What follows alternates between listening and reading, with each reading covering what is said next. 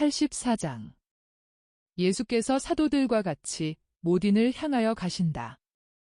얌리아를 지난 다음에는 북극성을 바라볼 때에 서쪽에서 동쪽으로 달려가는 야산들이 점점 높아지고 그 뒤에는 더 높은 산들, 점점 더 높은 산들이 나타나는 것을 볼 수 있다. 먼 곳에는 저녁의 마지막 희미한 빛 속에 유다의 산들에 푸르고 자주 비친 꼭대기들이 옆모습을 나타낸다. 해는 남쪽에 있는 나라에서는 그런 것과 같이 빨리 졌다. 저녁노래 타는 듯한 빨간 빛에서 1시간도 안 되어 첫 번째 별들이 반짝이게 되었다. 그래서 해로 인한 화재가 그렇게도 빨리 꺼져서 점점 더 두꺼워지는 빨간 자수정 빛깔의 장막 속으로 하늘의 붉은 빛을 사라지게 하는 것은 불가능할 것 같이 보인다. 빨간 자수정 빛의 장막은 엷은 보라색이 되었다가 점점 희미해져서 점점 더 투명해지면서 환상적인 하늘이 나타나게 한다. 그 하늘은 파란빛이 아니라 은초록빛인데 그것이 이내 어두워지면서 새로 돋아나는 귀리 빛깔이 되어 왕의 외투 모양으로 금강석이 총총 박힌 밤 동안에 주조를 이룰 청남색을 예고한다. 그리고 동쪽 하늘에는 벌써 이른 별들이 미소 짓고 있고 동시에 낫 모양의 상현달도 웃고 있다. 땅은 별빛 아래 그리고 사람들의 침묵 속에서 점점 더 낙원같이 되어간다. 지금은 죄지을 줄 모르는 것들이 노래하는 시간이다. 밤꾀꼬리가 노래하고 물이 아르페지오를 연주하고 나뭇잎들이 살랑거리고 귀뚜라미들이 노래하고 이슬을 보고 노래하며 오보의 소리를 내는 두꺼비도 노래한다. 어쩌면 저 하늘 높이에서 별들도 노래를 부르는지 모르겠다. 우리보다 천사들과 더 가까이 있는 별들이 더 위에 부른 풀과 사람과 짐승들에게 기분 좋은 이슬로 축축해진 밤공기 속에서 점점 더 꺼져간다. 예수께서는 요한이 데리러 갔던 얌리아에서 나오는 사도들을 언덕 아래에서 기다리신다. 예수께서는 가리오 사람에게 돈주머니들을 주시고 어떻게 나누어 줄지 지시를 하시며 아주 가만히 그와 말씀을 하신다. 그의 뒤에는 염소를 데리고 말이 없는 요한이 열성당원과 바르톨로메오 사이에서 걸어가는데 이들은 안드레아와 필립보가 두각을 나타낸 얌리아에 대하여 말하고 있다. 더 뒤쪽으로는 다른 모든 사도들이 떼를 지어오며 큰 소리로 이야기하고 펠리시대 땅에서 있었던 일들을 회고하며 오순절에 맞추어서 멀지 않아 유다에 돌아갈 것에 대하여 분명히 기쁨을 나타낸다. 그렇지만 정말 곧 유다로 가는 거야? 뜨거운 모래밭으로 돌아다니느라고 매우 지친 필립보가 묻는다. 선생님이 그렇게 말씀하셨어. 자네도 들었지 하고 알페오의 야고보가 대답한다. 내 동생은 분명히 그걸 알 거야. 그렇지만 그 애는 꿈속에 잠겨 있는 것 같아.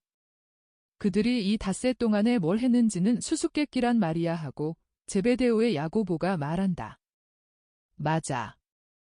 그래서 나는 그걸 알고 싶어 어쩔 수가 없어.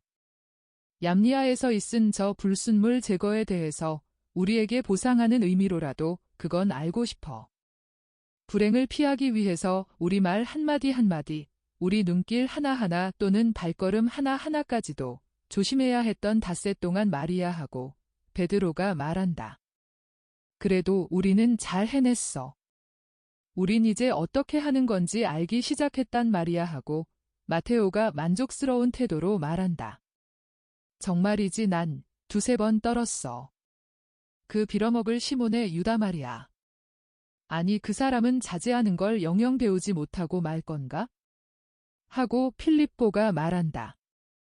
나이 먹으면 그렇게 될 거야. 그렇지만 말하자면 그 사람은 착한 의향으로 그러는 거야.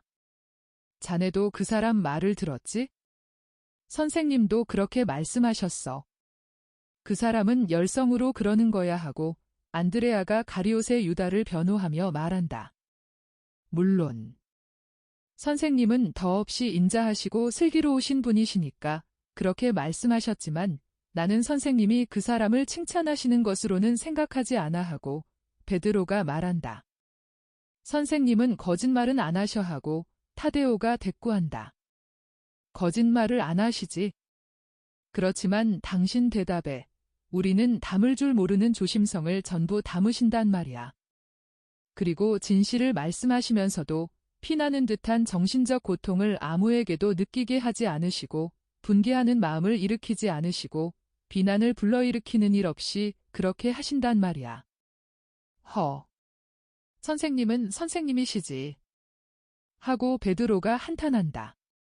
점점 더 밝아지는 하얀 달빛을 받으며 걸어가는 동안 침묵이 조금 흐른다. 그러다가 베드로가 제베데오의 야고보에게 말한다. 요한을 불러보게. 그 사람이 왜 우릴 피하는지 모르겠어? 그 말은 내가 즉시 해주지. 그것은 우리가 알려고 그를 귀찮게 하리라는 것을 알기 때문이야 하고 토마가 말한다. 맞아. 그리고 가장 조심성 있고 가장 현명한 두 사람과 같이 계시단 말이야 하고 필립보가 확인한다. 그래도 해봐. 친절을 좀 베풀어 하고 베드로가 조른다. 그러니까 야고보는 친절을 베풀어 요한을 3번 부른다. 요한은 듣지를 못한다. 아니면 듣지 못하는 채 한다. 반대로 바르톨로메오가 돌아다본다. 야고보는 그에게 내 아우더러 이리 오라고 말하게 하고 말하고는 베드로에게 그렇지만 나는 우리가 알게 되리라고는 생각하지 않네 하고 말한다. 요한은 순종해서 즉시 와서 묻는다. 무슨 일이야? 여기 바로 유다로 가는 건지 알려는 거야 하고 그의 형이 말한다. 선생님이 그렇게 말씀하셨어. 말하자면 선생님은 에크론에서부터 뒤로 돌아오려고 하지 않으셨어. 그래서 자네들을 데려오라고 나를 보내려고 하신 거야? 그렇지만 이내 마지막 언덕까지 오시는 길을 택하셨어. 여기서도 유다로 가는 거지? 모딘으로 해서? 모딘으로 해서. 이 길은 안전하지 않은 길이야. 여기서는 악당들이 대상들을 기다리고 있다가 기습을 한단 말이야 하고 토마가 반대한다. 선생님하고는 선생님께 맞서는 것은 아무것도 없어. 그러면 요한은 그를 무엇인지 모를 어떤 추억으로 끌어가는 것 같은 얼굴을 들어 하늘을 쳐다보며 미소 짓는다. 모두가 그것을 알아차린다. 그리고 베드로는 말한다. 이거 봐, 자네가 그런 얼굴을 하고 있는 걸 보니 자넨 지금 별이 총총 박힌 하늘에서 어떤 희한한 이야기를 읽고 있는 거로구먼? 내가. 아니야. 그만해둬. 자네가 세상에서 멀리 떨어져 있다는 건 돌들까지도 알고 있네. 이거 봐, 에크론에서 무슨 일이 있었나? 아니, 정말 아무 일도 없었어, 시몬. 고통스러운 일을 당했으면 행복하지 않을 거야. 고통스러운 일 말고 오히려 그 반대로 말이야. 자, 말해봐. 그렇지만 선생님이 자네들에게 말씀하신 것에 덧붙일 것이 아무것도 없어. 그 사람들은 기적에 놀란 사람들처럼 친절했어. 그뿐이야. 선생님이 말씀하신 것 그대로야. 아니야 하고 말하며 베드로는 고개를 젓는다. 아니야, 아니야. 자넨 거짓말을 할 줄 몰라. 자넨 샘물처럼 막단 말이야. 아니야, 자넨 얼굴빛이 변했어. 난 자네가 아주 어렸을 적부터 알고 있어. 자넨 절대로 거짓말을 할 줄 모를 거야. 마음으로 할 수 없고 생각으로도 혀로도 할 수 없고 빛깔이 변하기 때문에 피부로도 할 수 없을 거야. 자, 나이 먹은 자네의 요나의 시몬에게로 자네 친구 가까이로 이리 오게. 자네는 어리고 나는 벌써 어른이 되었을 때 생각이 나나? 내가 자네를 얼마나 귀여워했어? 자넨 이야기를 해달라고 하고 자네가 말한 것처럼 결코 파선을 하지 않고 자네를 멀리 데려다 주는데 쓰일 작은 배들을 코르크로 만들어 달라고 했지? 지금도 자넨 멀리 가고 불쌍한 시몬은 바닷가에 그대로 내버려 두는구먼. 그리고 자네 작은 배는 결코 파선을 하지 않을 거야. 그 작은 배는 벳사이다에서 자네가 어릴 적에 강에 띄워 강에서 호수로 흘러내려가 가고 또 가라고 하던 그 작은 배들 모양으로 꽃을 잔뜩 싣고서 간단 말이야. 생각나나. 요한, 난 자넬 정말 사랑하네. 우리 모두가 자넬 사랑해. 자네가 우리 도치고 파선을 하지 않는 우리 배야. 자넨 우릴 자네 뒤로 데리고 간단 말이야. 왜 에크론의 기적 이야기를 우리에게 해주지 않은 거야? 말을 하는 동안 베드로는 한 팔로 요한의 허리를 껴안고 있었다. 그러나 요한은 질문을 교묘하게 피하려고 하면서 이렇게 말한다. 그런데 우두머리인 자네는 왜 내게 대해서 쓰는 그런 설득력 있는 어조로 군중에게 말하지 않는 거야? 군중은 설득당할 필요가 있지만 난 그럴 필요가 없단 말이야. 그건 자네하고는 마음이 편하니까 그래. 난 자네를 사랑한단 말이야. 그렇지만 군중은 내가 알지 못하거든 하고 베드로는 변명을 늘어놓는다. 그리고 자네는 군중을 사랑하지 않는단 말이야. 그게 자네 잘못이야. 군중을 알지 못하더라도 사랑하란 말이야. 이렇게 생각하란 말이야.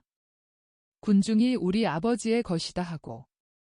그러면 군중들을 자네가 아는 것 같이 생각될 거고 그들을 사랑하게 될 거야. 군중을 모두 요한이라고 생각하란 말이야. 말이야 쉽지. 독사와 고슴도치를 영원한 어린이인 자네와 바꿀 수 있기나 한 것처럼 말이야. 아이고 아니야. 나도 모든 사람들하고 같아. 아니다. 요한아.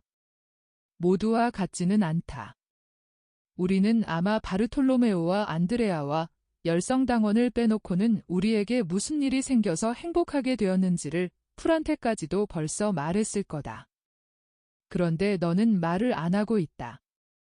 그렇지만 내 형인 내게는 말해야 된다.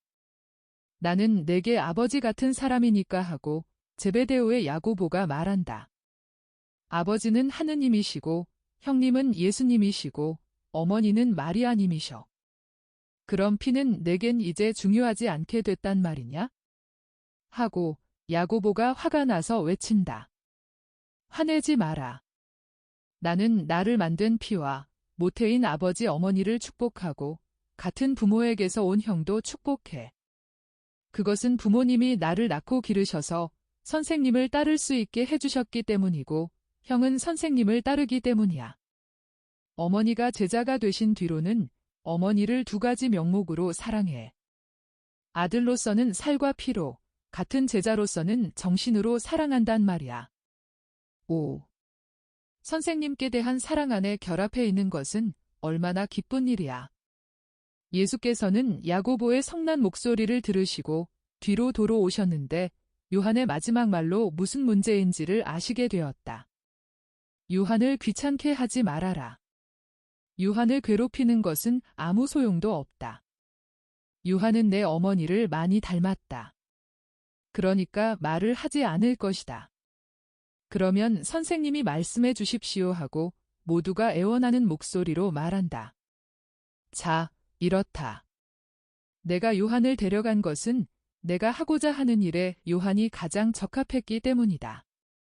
나는 요한에게 도움을 받았고 그 일로 요한은 완전하게 되었다. 그뿐이다. 베드로와 요한의 형 야고보와 토마와 가리오 사람은 실망해서 입술을 쑥 내밀고 서로 바라다 본다. 그리고 가리옷의 유다는 그의 실망을 보이는데 그치지 않고 이렇게 말한다. 왜 그를 완전하게 하십니까? 그 사람은 그렇지 않아도 제일 훌륭한데요? 예수께서 그에게 대답하신다. 각자가 자기 특유의 방식이 있고 그것을 사용한다고 내가 말했지? 나는 내 방식이 있고 요한도 그의 방식이 있는데 그 방식이 내 방식과 많이 비슷하다. 내 방식은 완성될 수가 없다. 그러나 요한의 방식은 완성될 수 있다. 그리고 그렇게 되는 것이 좋기 때문에 나는 그렇게 되기를 원한다. 그렇기 때문에 그를 데리고 갔었다. 그것은 그 방식과 그 마음을 가진 사람이 내게 필요했기 때문이다. 그러니까 기분 나빠해서도 안 되고 호기심을 가져서도 안 된다. 우리는 모딘으로 간다. 밤이 청명하고 시원하고 밝다. 달이 있는 동안은 걷다. 그리고 새벽까지 자기로 하자. 그 영광스러운 이름을 가진 마카베오 형제들의 무덤에 경의를 표하라고 두 유다를 데리고 가겠다. 저희들만 선생님을 모시고 갑니까? 하고 유다가 기뻐서 말한다. 아니다. 모두 같이 간다. 그러나 마카베오 형제의 무덤에 참배하는 것은 너희들 뿐일 것이다. 그것은 너희들이 싸움과 승리를 아주 영적인 분야로 가지고 가서 그들을 초자연적으로 본받을 줄 알게 하려고 그러는 것이다. 85장. 예수께서 산적들에게 말씀하신다. 일행이 계곡 속으로 점점 더 깊숙이 들어가는 동안 주님은 이렇게 말씀하신다. 우리가 가는 곳에서 너희들에게 말을 할 작정이다. 계곡은 돌이 많고 좁은 어려운 길로 해서 산을 공격하는데 길이 올라가다가는 다시 내려가기도 하면서 지평선이 안 보이다가 다시 보이곤 한다. 마침내 베드로의 말맞다나 염소나 편하게 느낄 것 같은 아주 가파른 내리바지로 해서 일행은 깊은 골짜기에 이르러 물이 많은 샘 곁에서 쉬면서 식사를 한다. 다른 사람들도 풀밭과 작은 숲 사이에 흩어져서 예수와 사도들이 하는 것처럼 식사를 한다. 이곳은 기분 좋은 풀밭과 물이 있고 바람이 막혀 아늑하기 때문에 사람들이 머무르는 곳이다. 예루살렘으로 가는 순례자들도 있고 아마 요르단강으로 가는 여행자들도 있으며 성전에서 쓰일 어린 양들을 파는 장사치들도 있고 양떼를 거느리고 있는 목자들도 있다.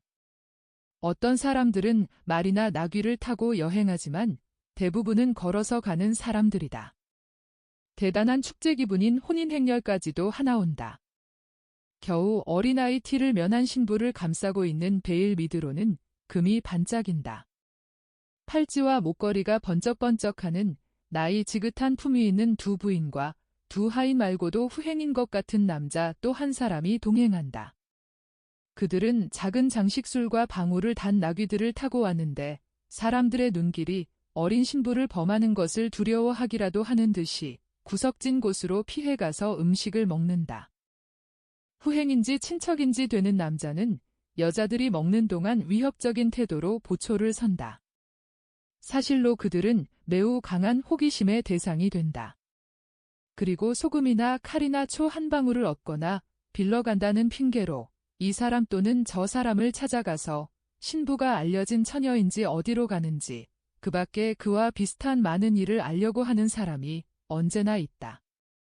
과연 신부가 어디서 오고 어디로 가는지를 아는 사람이 있는데 또 한 사람이 질이 좋은 포도주를 부어주며 일을 시키려고 부추기는 바람에 자기가 아는 것을 모두 이야기하는 것을 대단히 만족스러워한다. 어떤 때는 두 집안과 신부가 궤에 넣어 가지고 가는 혼수와 신랑 집에서 신부를 기다리는 재산 등등 아주 지극히 은밀한 세부 사항까지도 폭로한다. 이렇게 해서 신부는 욥바의 부유한 상인의 딸이고 예루살렘의 부유한 상인의 아들에게 시집가며 신랑은 신부의 도착이 임박하였으므로 신혼살림할 집을 꾸미려고 신부보다 먼저 갔고 신부와 동행하는 신랑의 친구도 금강석과 진주를 가공하는 상인 아브라함의 아들이고 신랑은 금은세 공사이며 신부의 아버지는 양철, 직물, 양탄자, 커튼을 취급하는 상인이라는 것을 알게 되었다. 수다쟁이가 사도들의 물이 아주 가까이에 있었기 때문에 토마가 그의 말을 듣고 말한다. 아니, 신랑은 레오의 나타나엘이 아니오. 바로 그 사람이요. 그 사람을 아시오. 아버지와 거래를 했기 때문에 아버지는 잘 알지요. 나타나엘은 아버지만큼은 알지 못하고요. 거 아주 부유한 집안끼리의 혼인이군요. 그리고 신부는 행복하지요. 신부는 금을 뒤집어 썼지요. 신부의 어머니의 친척이고 신랑의 친구의 아버지일 아브라함은 그것을 명예에 관한 일로 여겼고 신랑과 신랑의 아버지도 그랬지요. 저 속에는 금 여러 달란트의 값어치가 들어있다고 해요. 감탄. 하고 베드로가 휘파람을 불며 탄성을 올린다. 그리고 덧붙인다. 어디 제일 중요한 상품이 나머지와 어울리는지 가서 자세히 봐야지. 베드로는 토마와 같이 일어나 혼인하러 가는 일행 둘레를 한 바퀴 돌아보려고 가서 보석으로 뒤덮인 손과 손목만이 나타나고 귀와 목에서 반짝이는 빛이 스며나오는 천과 베일의 무더기 같은 새 여자를 자세히 들여다보고 허세를 부리는 후행의 아래 위를 훑어본다. 그 사람은 어찌나 허세를 부리는지 처녀를 습격하러 간 해적들을 물리치는 것 같다. 그는 두 사도도 의심을 가지고 본다. 그러나 토마는 그에게 디디모라고 하는 토마의 이름으로 레위의 나타나엘에게 안부를 전해달라고 부탁한다. 화해가 이루어졌다. 화해가 너무도 잘 이루어져서 이들이 수다를 떨고 있는 동안 어린 신부는 겉옷과 베일이 벗어져 내려 육체와 의상의 우아함과 우상과 같은 호화로움을 한껏 뽐내면서 일어나 자신을 과시하게 되었다. 기껏해야 15이나 되었겠는데 눈에 장난기가 어리어 있다. 어린 신부는 부인들이 반대하는데도 불구하고 모양을 낸다. 따아내린 머리를 풀었다가 값진 핀으로 다시 정돈하고 보석으로 장식한 허리띠를 졸라매고 신발의 끈을 풀고 벗었다가 다시 신고는 금으로 만든 버클로 꼭 죄고 그러는 동안 찬란한 검은 머리, 아름다운 손과 우아한 팔, 가는 허리, 잘 발달한 가슴과 둔부, 나무랄 데 없는 작은 발, 땡그랑거리고 넘어가는 햇빛과 숲에 처음 피워놓은 불빛에 반짝이는 모든 목걸이를 보이게 되었다. 베드로와 토마는 돌아온다. 토마가 아름다운 소녀야 하고 말한다. 더할 수 없이 요염한 여자야. 그 소녀는 그렇지만 자네 친구 나타나엘은 금을 다루려고 달구고 있는 동안에 그의 침대를 뜨뜻하게 유지하는 사람이 있다는 것을 이내 알게 될 걸세. 그리고 그의 친구는 더할 수 없는 얼간이고 신랑은 어린 신부를 잘 맡겼어. 하고 베드로는 동료들 사이에 앉으며 말을 끝낸다. 나는 다른 얼간이에게 말을 시키던 그 사람이 마음에 들지 않아 하고 바르톨로메오가 투덜거린다. 그 사람이 알고 싶어 하던 것을 다 알고 나자 산 쪽으로 갔어. 여긴 좋지 못한 곳이야. 그리고 산적들이 습격하는 데는 이상적인 때야. 달이 있는 밤에다 더위로 사람들은 지쳐 빠지고 나무에는 잎이 무성하고 말이야. 이곳이 나는 마음에 들지 않아. 그냥 길을 계속하는 것이 나았을 거야. 게다가 그 얼간이는 그 많은 재물 이야기를 했지. 그리고 용사인 체하고 망령들 앞에서는 지키는 사람인 체하면서 실제로 있는 몸들은 보지 못하는 또 다른 바보는 어떻고. 자, 내가 불을 지키겠어. 누가 나와 같이 가겠어? 하고 베드로가 말한다. 나 시몬. 하고 열성당원이 대답한다. 나는 졸음을 잘 견디거든. 여러 사람, 특히 따로따로 여행하는 사람들이 일어나서 작은 떼를 이루고 떠났다. 양떼를 데리고 온 목자들과 혼인하러 가는 집단과 사도들의 집단과 어린 양을 팔러 가는 장사치 3사람이 남아있는데 이 사람들은 벌써 잔다. 어린 신부도 하인들이 친 천막 속에서 부인들과 같이 자고 있다. 사도들은 자리를 구하고 예수께서는 기도하려고 외딴 곳으로 가신다. 목자들은 그들이 있는 곳 한가운데 큰 불을 피운다. 베드로와 시몬은 바르톨로메오에게 수상하게 보인 사람이 사라진 비탈진 오솔길에 불을 또 하나 피워놓는다. 시간이 흘러간다. 그리고 코를 골지 않는 사람도 꾸벅꾸벅 존다. 예수께서는 기도하신다. 완전히 고요하다. 벌써 하늘에 높이 올라온 달빛을 받아 반짝이고 있는 샘까지도 침묵을 지키는 것 같다. 다른 야영지는 완전히 비추지만 비탈은 빽빽한 나뭇잎에 가려 그늘져 있다. 커다란 양 지키는 개가 으르렁거린다. 목자 한 사람이 머리를 든다. 개가 일어서고 등마루에 털이 곤두선다. 개는 떡 버티고 서서 귀를 기울인다. 흥분한 것을 나타내는 은은한 으르렁거림이 더 세어질 때에는 몸을 떨기까지 한다. 시몬도 고개를 들고 졸고 있는 베드로를 흔든다. 거의 들리지 않는 바스락 소리가 숲 쪽에서 들려온다. 선생님을 찾아가서 모시고 오세 하고 두 사람이 말한다. 그와 동시에 목자도 동료들을 깨운다. 그들은 모두 소리를 내지 않고 귀를 기울인다. 예수께서도 사도들이 부르러 가기도 전에 벌써 일어나셔서 두 사도에게로 가신다. 그들은 동료들 곁으로 모인다. 그러니까 목자들 가까이에 모인 셈인데 그들에게는 흥분한 표를 점점 더 뚜렷하게 나타낸다. 자는 사람들을 모두 불러서 소리내지 말고 이리로 오라고 일러라.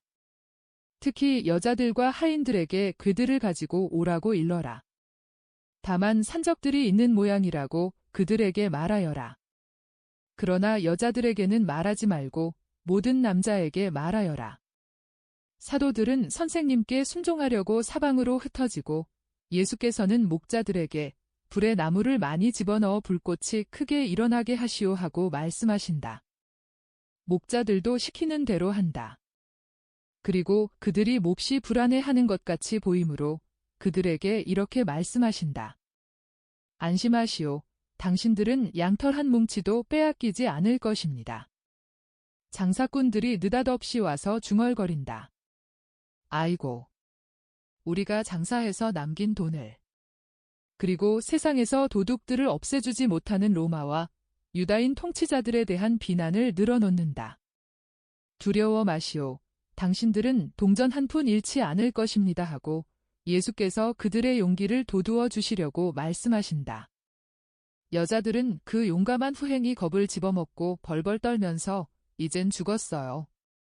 산적들의 손에 죽었어요. 하고 겁을 주었기 때문에 겁을 집어먹고 울면서 온다. 안심하시오.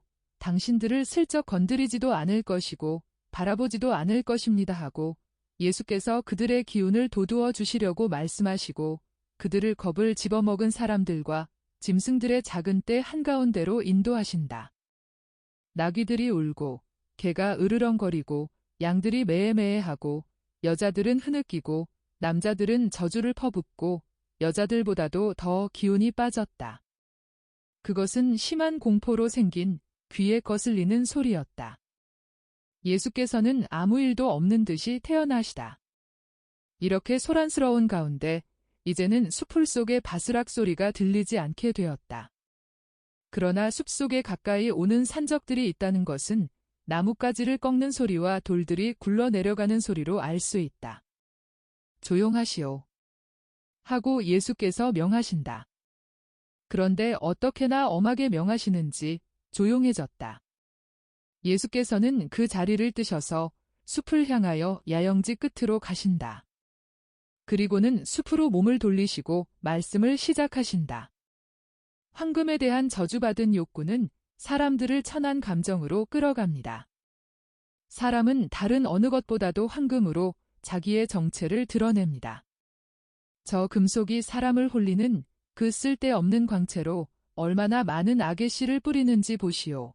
나는 지옥의 공기가 같은 빛깔을 가지고 있다고 믿습니다. 그만큼 사람이 죄인이 된 뒤로부터 황금은 지옥의 성질을 가지고 있습니다. 조물주께서는 당신의 뜻으로 만드신 땅이라는 거대한 청금석 속에 남겨두셔서 그 염들과 더불어 사람에게 유익하게 되고 성전을 꾸미는 데 쓰이게 하셨습니다. 그러나 사탄은 하와의 눈에 입맞춤하고 사람의 자아를 괴롭혀 죄 없는 그 금속에 해로운 맛을 붙여주었습니다. 그래서 그때부터 황금 때문에 사람을 죽이고 죄를 짓고 합니다. 황금으로 인하여 여자들이 요염하게 되고 육체의 죄에 끌려갑니다. 황금으로 인해서 사람은 도둑이 되고 횡령자, 살인자가 되고 이웃에 대해서 무자비한 사람이 되고 자기 영혼에 대해 냉혹하게 되어서 덧없는 물건에 전념하느라고 영혼의 참다운 유산을 빼앗고 죽을 때에는 버려야 할 번쩍거리는 비늘 같은 것 몇 조각을 영혼에게 주기 위해 그에게서 영원한 보물을 빼앗아 갑니다. 황금 때문에 다소간 가볍게 또는 다소간 중하게 죄를 짓는 당신들이 죄를 지으면 지을수록 당신들의 어머니와 선생님들이 당신들에게 가르친 것, 즉 세상에서 사는 동안에 행한 것에 대해서 상과 벌이 있다는 것을 더 비웃는 당신들은 도대체 그 죄 때문에 하느님의 보호와 영원한 생명과 기쁨을 잃고 마음 가득히 가책과 저주를 가지게 되고 공포를, 사람들의 벌에 대한 공포를 부수품으로 가지게 될 터인데 그것은 당신이 가져야 하겠는데 가지지 않은 공포, 하느님의 벌에 대한 거룩한 두려움에 비하면 아무것도 아니라는 것을 생각 못합니까? 당신들은 당신들의 비행이 중죄와 합쳐지면 그 때문에 무서운 최후를 맞게 될 수도 있다는 것을 생각하지 못합니까? 또 당신들이 황금 때문에 저지른 잘못이 피를 흘리게 하지는 않았더라도 인색함으로 인해서 굶주리는 사람들에게 도움을 주기를 거부하고 지위와 돈을 훔치고 인색으로 인하여 저울눈을 속임으로써 이웃에 대해 가져야 할 사랑과 존경의 계율을 없인 여겼으므로 영원하기 때문에 더 무서운 최후를 맞을 수 있다는 것을 생각하지 않습니까? 그렇습니다. 당신들은 그것을 생각하지 않습니다. 당신들은 이렇게 말합니다. 그건 어리석은 생각들이야. 나는 그 생각들을 무거운 내 황금으로 으깨버렸어. 그래서 그것들이 이젠 죽었어 하고. 그러나 그것은 어리석은 생각이 아니고 진리입니다. 내가 죽고 나면 모든 것이 끝장이야 하고 말하지 마시오. 아닙니다. 오히려 모든 것이 시작됩니다. 내세는 당신들이 상상하는 것과 같이 생각도 없고 세상에서 살았을 때 한 것에 대한 기억도 없고 하느님께 대한 갈망도 없는 시면이 아닙니다. 그것은 구세주에 의한 해방을 기다리는 일시적 중단일 것입니다. 내세는 의인들에게는 복된 기다림이고 속죄할 것이 있는 사람들에게는 참을성 있는 기다림이고 지옥에 떨어진 사람들에게는 소름 끼치는 기다림입니다. 첫 번째 사람들은 고성소에서 기다리고 두 번째 사람들은 연옥에서 기다리고 마지막 사람들은 지옥에서 기다릴 것입니다. 그리고 첫 번째 사람들에게는 구세주를 따라 하늘에 들어감과 동시에 기다림이 끝날 것이고 두 번째 사람들에게는 그 시간 후에는 기다림이 바람으로 인하여 격려를 받을 터이지만 마지막 사람들에게 있어서는 그들의 영원한 저주의 무서운 확실성을 어둡게 할 것입니다. 죄짓는 당신들, 이것을 생각하시오. 뉘우치는데 너무 늦었다는 일은 절대로 없습니다. 당신들에 대해 하늘에서 쓰고 있는 판결을 참된 뉘우침으로 바꾸어 놓으시오. 죽은 사람의 영혼이 머무는 저승이 당신들에게는 지옥이 되지 않고 속죄하는 기다림이 되게 당신들의 의지 덕택으로 적어도 그것이라도 되게 하시오. 어두움이 아니라 어스름이 되게 애를 끊는 듯한 괴로움이 아니라 향수가 되게 절망이 아니라 바람이 되게 하시오. 하느님과 싸우려고 하지 마시오. 하느님은 강하신 분이시고 인자하신 분이십니다. 당신들의 부모의 이름을 업신여기지 마시오. 이 셈의 탄식을 들으시오. 당신들이 살인자라는 것을 알고 당신 어머니들의 가슴을 찢어놓은 탄식과 같은 탄식을. 이 계곡의 분은 바람의 탄식을 들으시오. 이 탄식은 위협하고 저주하는 것 같습니다. 당신들의 아버지가 당신들의 행실을 저주하는 것과 같이 가책이 어떻게 당신들의 마음에서 부르짖고 있는지 들으시오. 이 세상에서 충분한 얼마 안 되는 것과 하늘에서 가지게 될 모든 것을 가지고 편안한 만족을 누릴 수 있을 터인데 왜 고통을 당하기를 원합니까? 당신들의 정신에 평화를 주시오. 맹수에게서처럼 당신들에게 최악의 것을 두려워하고 또 두려워해야 하는 사람들에게 평화를 주시오. 불쌍하고 불행한 사람들인 당신 자신들에게 평화를 주시오. 눈을 들어 하늘을 쳐다보고 당신들의 입에서 독이 든 음식을 뱉어버리고 형제들의 피가 철철 흐르는 당신들의 손을 깨끗이 씻고 당신들의 마음을 깨끗하게 하시오. 나는 당신들을 믿습니다. 그렇기 때문에 당신들에게 말하는 것입니다. 온 세상 사람이 당신들을 미워하고 무서워하더라도 나는 당신들을 미워하지도 않고 무서워하지도 않기 때문입니다. 오히려 나는 당신들에게 손을 내밀기만 하고 이렇게 말합니다. 일어나 오시오. 사람들 가운데에서 다시 온순한 사람이 되고 사람들 가운데에서 다시 사람이 되시오 하고. 나는 당신들을 조금도 무서워하지 않기 때문에 이제 나는 이 사람들 모두에게 이렇게 말하겠습니다. 가엾은 형제들에 대해서 원한을 가지지 말고 가서 쉬시오. 그 형제들을 위해 기도하시오. 나는 여기 남아서 그 사람들을 사랑의 눈길로 보겠습니다. 그리고 장담하지만 이제 아무 일도 없을 것입니다. 왜냐하면 사랑은 난폭한 사람들을 누그러뜨리고 갈망하는 사람들을 만족시키기 때문입니다. 세상의 참된 힘인 사랑은 찬미받기 바랍니다.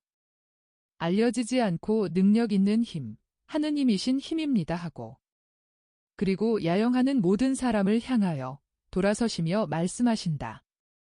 자, 안심하시오. 여기에는 이제 악당들은 없고 무서워하는 사람들, 우는 사람들이 있습니다.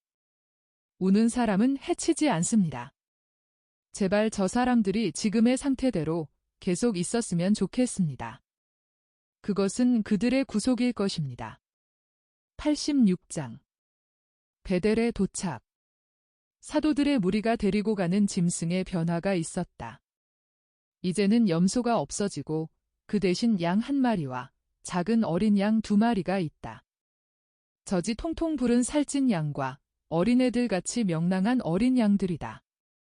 새까만 염소보다는 덜 신기한 모습을 하고 있지만 모든 사람의 마음에 더 드는 아주 작은 양떼이다. 나는 마륵지암을 행복한 작은 목동으로 만들게 암염소가 한 마리 올 것이라고 너희들에게 말했었다. 그런데 너희들이 순염소를 받아들이려고 하지 않았기 때문에 암염소 대신에 양들이 왔다. 그것도 베드로가 열망하던 것과 같이 흰 양이 말이다. 그건 틀림없습니다. 저는 뒤에 벨제붓을 달고 다니는 것 같았습니다 하고 베드로가 말한다. 과연 그렇습니다. 그놈이 우리와 같이 있은 뒤로는 난처한 사건의 연속이었으니까요.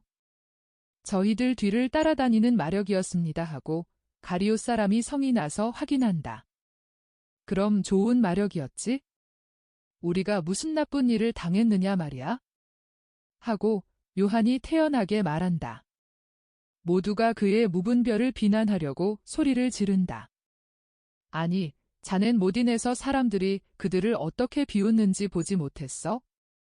그리고 내 동생이 떨어진 것이 자넨 아무렇지도 않은 걸로 생각되나?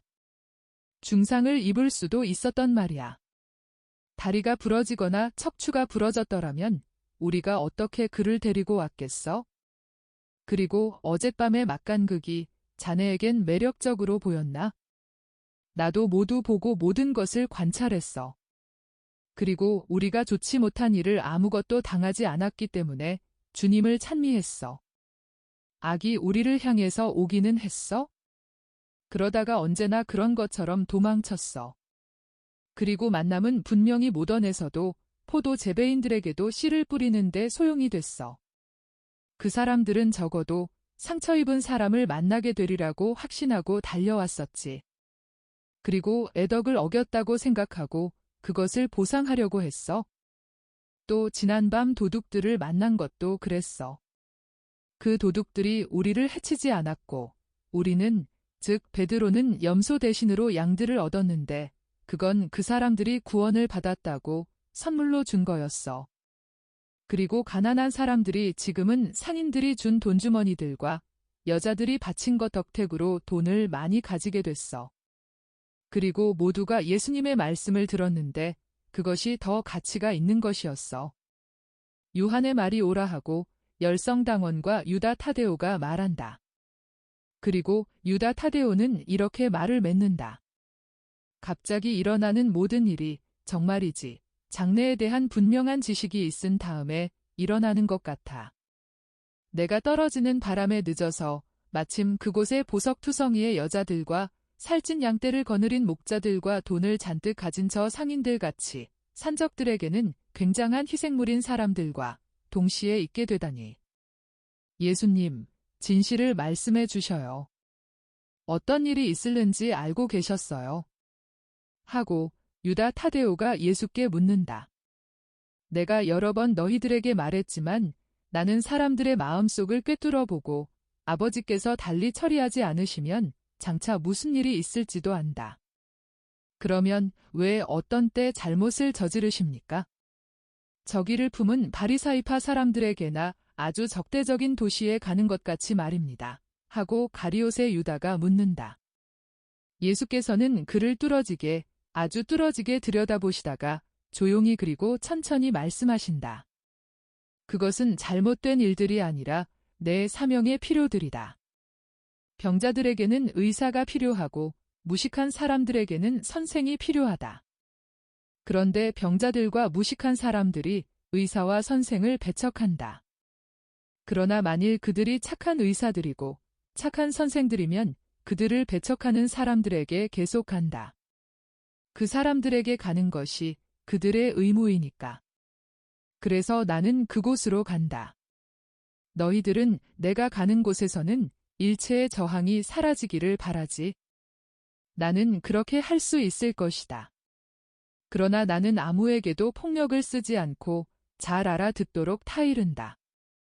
강제권은 아주 예외적인 경우에만 사용되고 하느님께 비춤을 받은 정신이 그 강제력이 하느님 계시다는 것과 하느님께서 가장 강하시다는 것을 확신하게 할 수 있다는 것을 깨달을 때와 많은 사람을 구원할 필요가 있을 때에만 사용된다. 어젯밤과 같이 말이지요. 예? 하고 베드로가 묻는다. 어젯밤에는 산적들이 우리가 깨어서 그들을 맞을 준비가 되어 있는 것을 보고 겁을 집어먹은 거야 하고 가리옷 사람이 분명히 업신여기는 태도로 말한다. 아니야, 그 자들은 말로 설득된 거야 하고 토마가 말한다. 맞아. 자넨 언제든지 기다릴 수 있어. 그 사람들은 말 몇 마디로 설득된 참으로 정다운 영혼들이었어. 그 말이 예수님의 말씀이었어도 말이야. 나는 우리 가족 전체와 나와 또 벳사이다의 많은 사람들이 아도민의 현노에서 습격을 당한 그때에 이걸 알게 되었어. 하고 필립보가 대답한다. 선생님, 말씀 좀 해주십시오. 어제부터 선생님께 이 말을 여쭈어 보려고 했습니다. 아무 불행도 오지 않게 하는 것은 결국 선생님의 말씀입니까? 그렇지 않고 선생님의 의지입니까? 하고 제베데오의 야고보가 묻는다. 예수께서는 미소를 지으시고 말씀을 안 하신다. 마테오가 이렇게 대답한다.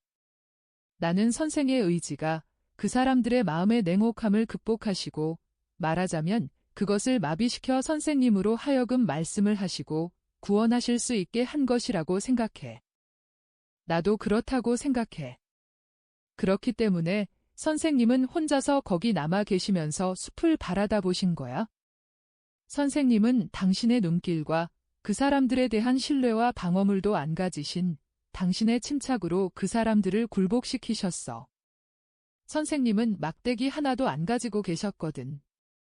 하고 안드레아가 말한다. 좋아. 그러나 이건 모두 우리가 하는 말이야.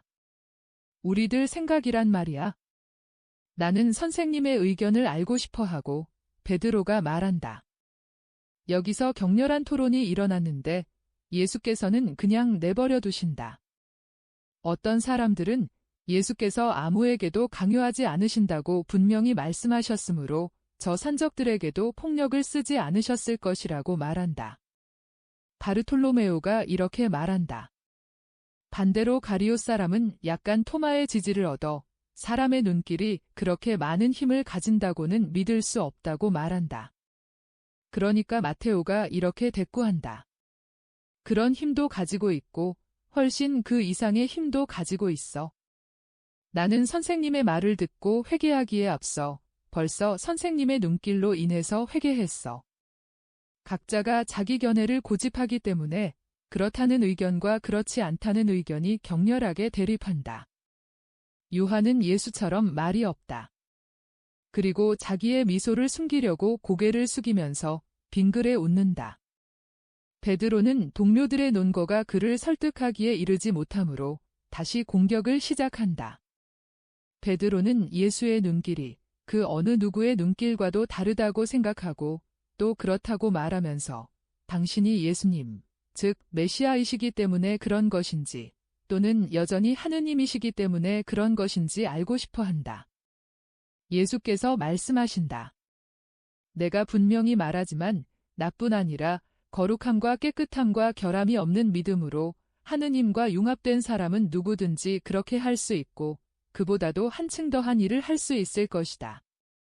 어린이의 눈길도 만일 그 어린이의 영이 하느님의 영과 결합하여 있으면 삼손처럼 흔들지 않고서도 우상들의 사랑을 무너뜨릴 수 있고 야수와 야수 같은 사람들을 온순하게 만들 수 있고 죽음을 물리치고 정신의 병을 이길 수 있으며 마찬가지로 주님 안에 되고 주님의 연장이 된 어린이의 말로 병을 고치고 뱀의 독을 없애고 여러 가지 기적을 행할 수 있다.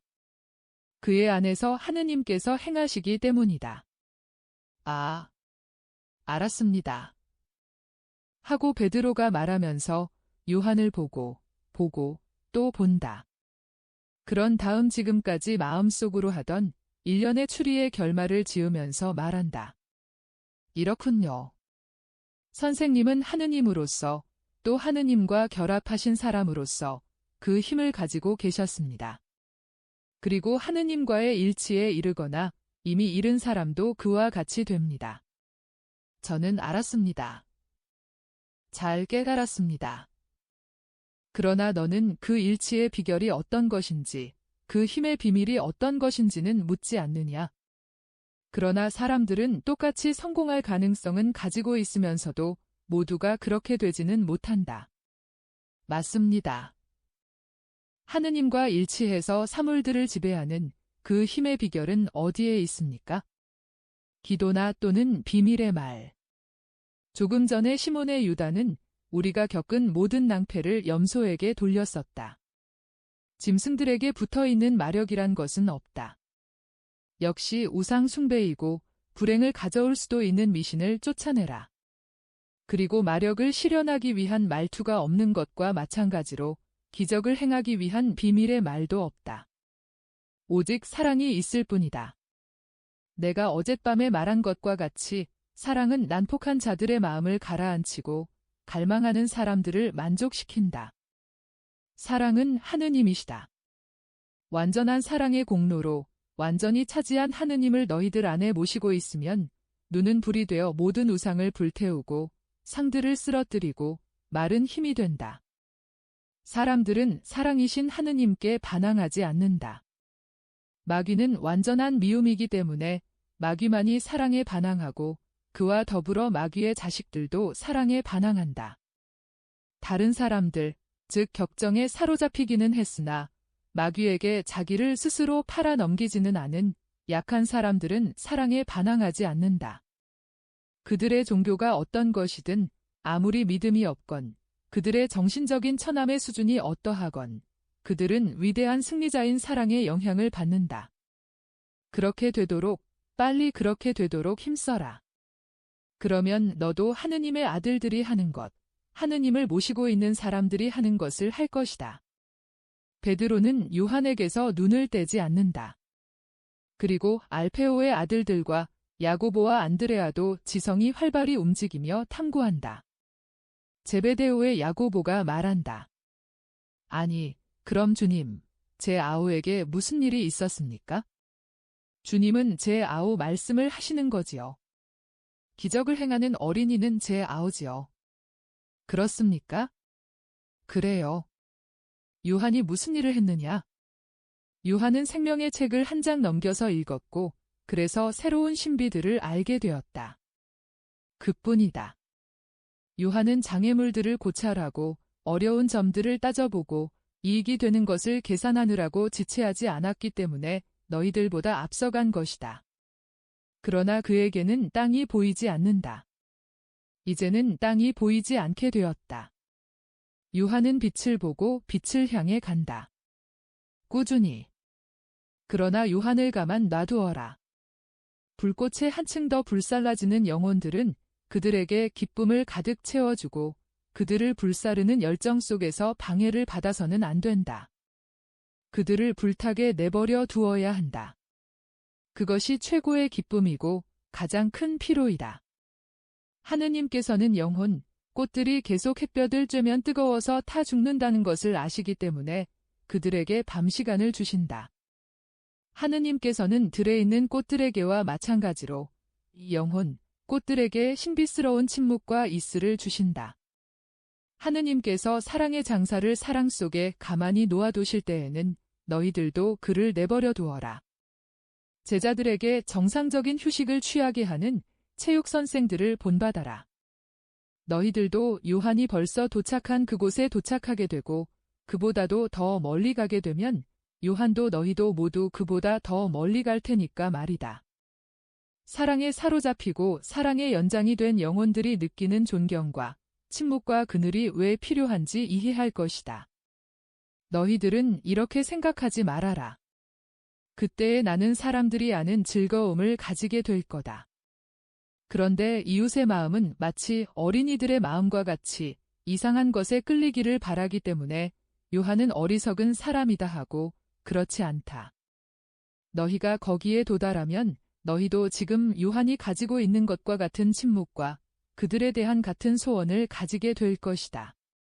그리고 내가 너희들 가운데 있지 않게 되었을 때에는 회개나 거룩함의 정도에 대해 판단을 해야 하기 때문에 너희들은 항상 겸손을 기초로 삼아야 한다는 것은 기억하여라. 만일 어떤 사람에게 교만이 남아있으면 그의 회개에 대해 착각하지 말아라.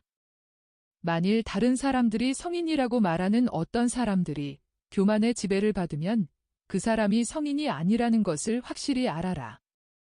사기꾼과 위선자처럼 성인인 체하고 기적의 흉내를 낼 수는 있겠지만은 성인은 아니다. 그의 외관은 위선이고 그의 기적들은 악마 노름이다. 알아들었느냐? 예, 선생님. 모두가 입을 다물고 생각에 잠긴다. 그러나 입은 다문 채로 있지만 그들의 눈길과 그들의 얼굴 표정에서 그들의 생각을 분명히 짐작할 수 있다. 알고자 하는 큰 욕망이 에테르처럼 그들에게서 풍겨나와 그들 주위에 감돌고 있다. 열성당원이 동료들에게 따로 말을 하고 또 틀림없이 그들에게 더 입을 다물고 있으라고 권고할 기회를 가지기 위하여 그들의 주의를 딴 데로 돌리려고 애쓴다. 나는 열성당원이 사도들의 무리 가운데에서 많은 역할을 한다는 느낌을 가진다. 그가 선생님을 썩 잘 이해한다는 것 말고도 그는 동료들의 조정인이고 화해자이고 조언자이다. 그는 이제 이렇게 말한다. 우리는 벌써 요한나의 땅에 와 있네.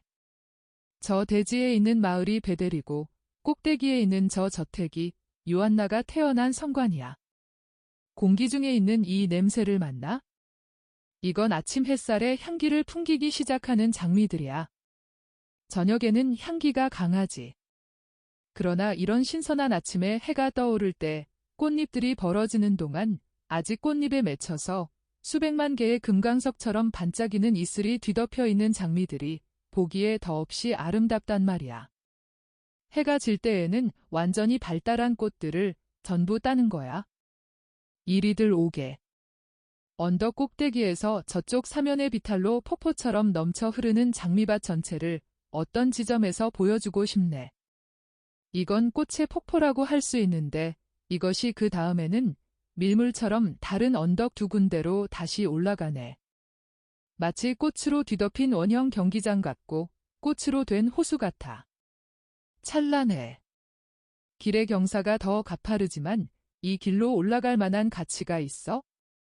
저기서는 이 낙원 전체가 내려다 보이니까. 그리고 우리는 성관에 인해 가게 될 거야. 요한나는 거기서 그들만이 이 모든 재산을 지키는 농부들 사이에서 자유롭게 살고 있어.